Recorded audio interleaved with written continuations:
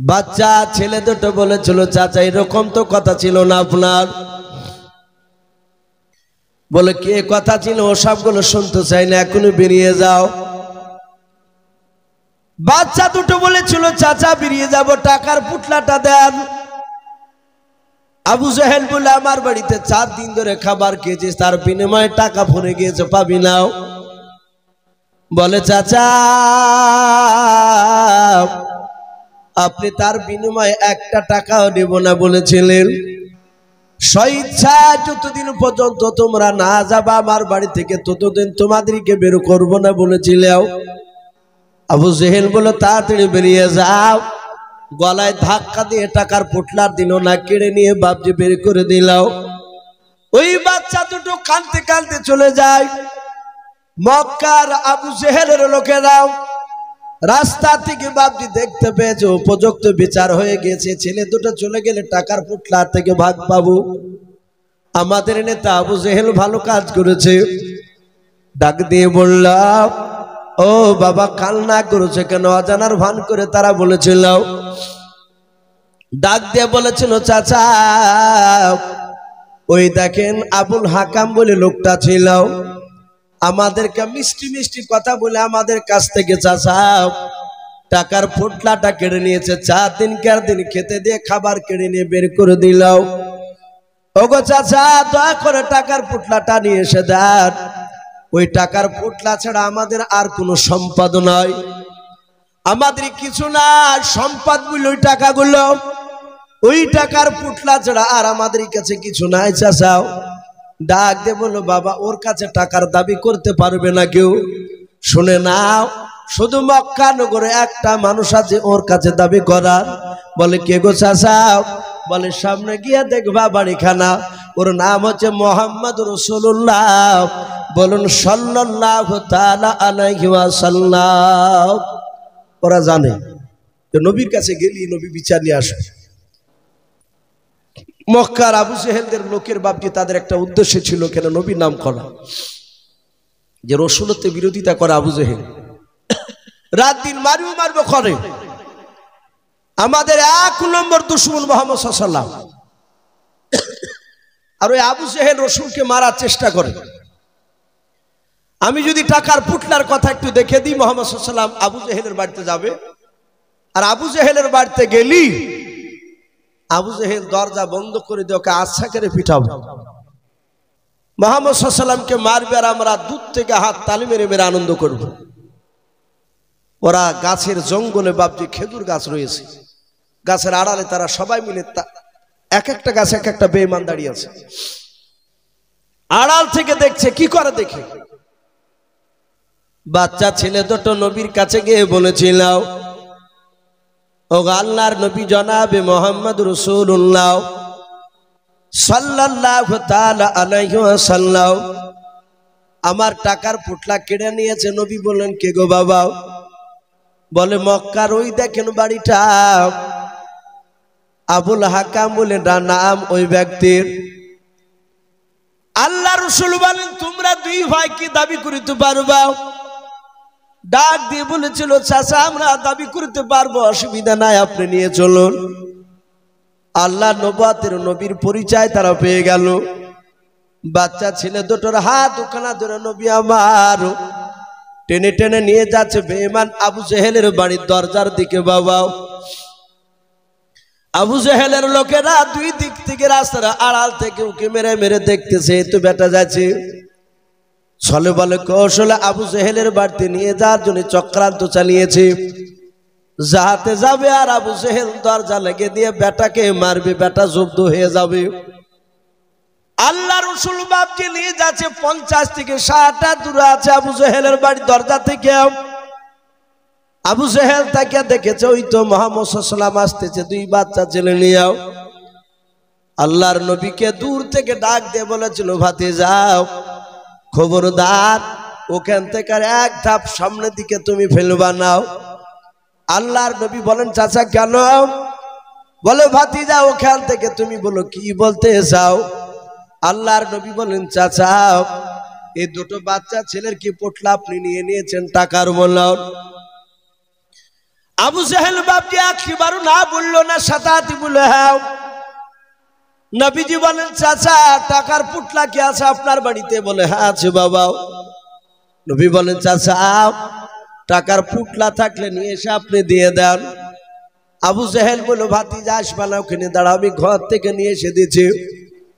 আবু জেহেলের লোকেরা বাপজি সকলে তাজ্জব হয়ে গেল, ব্যাপার হচ্ছে কেন? এক করতে যে আর এক হয়ে যাচ্ছে। ওকে না মেরে একবারও অস্বীকার না করে সাথে স্বীকার করে নিয়েছে টাকার পুটলা আছে বলে। ঘর থেকে বের করে নিয়ে গিয়ে বাবা নবীর সামনে রেখে দিল টাকার পুটলাটাও। মায়ের নবী দরদি নবী জনাবে মুহাম্মদ রাসূলুল্লাহ সাল্লাল্লাহু তাআলা আলাইহি ওয়াসাল্লাম নবী আমার ডাক দিয়ে বলেছেন বাবা দেখো তোমাদের সঠিক টাকাগুলো আছে কিনা এতে পুটলাতে। না 2-4 টাকা বের করে নিয়েছে। আবু জেহেল যদি বের করে নেয় সেটার ব্যাপারে আবার আবু জেহেলকে জিজ্ঞাসা করা হবে। বাচ্চা দুই ভাই টাকার পুটলা খুলে দেখে বলেছিল চাচা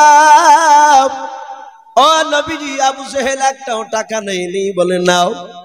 আল্লাহর নবীজি নিয়ে চলে গেলেন। কিতাবে পাওয়া যায় আবু জেহেলের লোকেরা কাছে গিয়ে বলেছিল ভাই আবু জেহেল আজ বুঝতে পারলাম তোমাদের চাচা ভাতিজার সঙ্গে গোপনে তোমাদের বন্ধুত্ব রয়েছে। আবু জেহেল আজ তোমাদের চালাকি ধরতে পেরেছি। আবু জেহেল দেখলে এরা তো শুনবে না। আবু জেহেল বলল ভাই এই মক্কা নগরীর লোকেরা আমার বন্ধুরা, আমার যে সবচেয়ে দুশ্মন তোমাদের নাই মুহাম্মদ সাল্লাল্লাহু আলাইহি ওয়াসাল্লাম। বলে নাও। তোমাদের চেয়ে আমার দুশ্মন বেশি? বলে হ্যাঁ। বলে ভাই আমার জায়গায় তোমরা থাকলে অস্বীকার করতে পারিতে নাও। বলে কি কথা বলেন বুঝতে পারলাম না। বলে ভাই মুহাম্মদ সাল্লাল্লাহু আলাইহি ওয়াসাল্লাম তোমাদেরকে জাদু করে নাই, আমাকে জাদু করেছিল।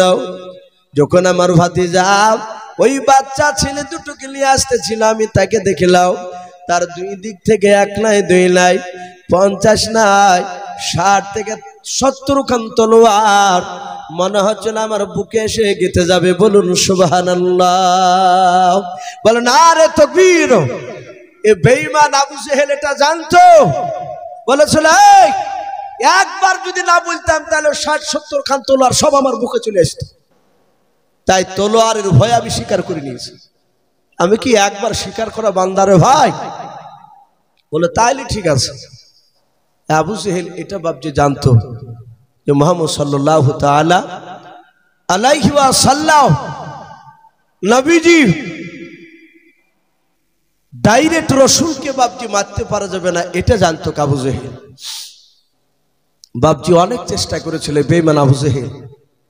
লাস্টে রাসূলুল্লাহ তার নাম বলেছিল তোর নাম আজ থেকে আবু জেহেল, তুই মূর্খের বাপ। নবীর দিলকে মানে না সেই কারণে। বাপজি আমি বলছিলাম যে একটু দাজ্জাল ব্যাপারে একটু কথা আপনাদের সামনে তুলে ধরবো। রাত্রি প্রায় 10টা বাপজি বাজতে চলল। আমার বিশ্ব নবী জনাবে মুহাম্মদ রাসূলুল্লাহ সাল্লাল্লাহু তাআলা আলাইহি ওয়াসাল্লাম ভবিষ্যৎবাণী, আমাদের এটা আকীদা। একমাত্র বাপজি গায়বের খবর একমাত্র আমরা জানি, গায়বের খবর আল্লাহ রাব্বুল আলামিন জানেন। বাপজি আমার বিশ্বনবী রহমতের নবীকে আল্লাহ রাব্বুল আলামিন জিবরিলের মারফতে অনেক বাপজি ভবিষ্যতের কথা রব্বুল আলামিন জানিয়ে দিয়েছিলেন। বলুন আলহামদুলিল্লাহ। কিয়ামতের আগে আল্লাহ রাসূল সাল্লাল্লাহু তাআলা আলাইহি ওয়াসাল্লাম অনেক আলামত বাপজি ঘটবে সেগুলো বলে দিয়েছে। আজ বর্তমান নবী বলেছেন কিয়ামতের আগে 8টা 10টা গ্রাম মিলে একটা ইমানদার মানুষ খুঁজে পাওয়া যাবে না। বর্তমান আপনি খুঁজেন গা ইমানদার মানুষ পাওয়া খুব কঠিন। আজ থেকে বাপজি 20 বছর আগে তাহাজ্জুদ গুজারনেওয়ালা লোক হাসানপুর কালুপুরে অনেক ছিল না বাপ? এখন আর খুঁজে পাওয়া যাচ্ছে না। এখন নাই বললেই চলে। যদি একজন পড়ে 2-1 দিন তো বা চায়ের দোকানে চা খাতে খেতে সে বা তাহাজ্জুদের গল্প করে। বলো ভাই আজ রাতে উঠে দেখছি তো কুকুর কি চিল্লাই নিয়ে, আবার বলবে যে ভাই ও পাড়াতে চিল্লা চিল্লি হচ্ছিল কেন গো, কেন গো চাচা? তো রাত 2টার সময় আদৌ মানুষ চিল্লাইনি, এ তো সব ঘুম পাড়ছে। ও সাহেব দোকানে বলতে চাইছে, বলে হাগো তাহলে কি ব্যাপার? তো বলছো ওই রাতে ওযু করছিলেন তাহাজ্জুদ পড়ার লেগে, দেহ হইছে করছিল। সবাই শোধাচ্ছে মতো শুনিনি, আর শুনবা কি কিনা তোমরা ঘুম আসিলে?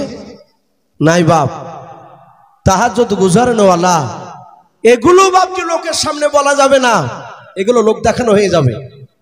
নাই তো এই 8টা 10টা গ্রাম মিলে বাপজি খুঁজে পাওয়া খুব মুশকিল। ভালো করে লক্ষ্য করে দেখা যাচ্ছে সে নামাজ পড়ছে, কপালো ঘটা, গোপনে খোঁজ নিয়ে দেখা যাচ্ছে সুদে টাকা খাটাচ্ছে, না হলে হারাম খাস তার মধ্যে জড়িত আছে। ইমানদার আল্লাহওয়ালা লোক পাওয়া খুব কঠিন, এটা রাসূল বলেছে।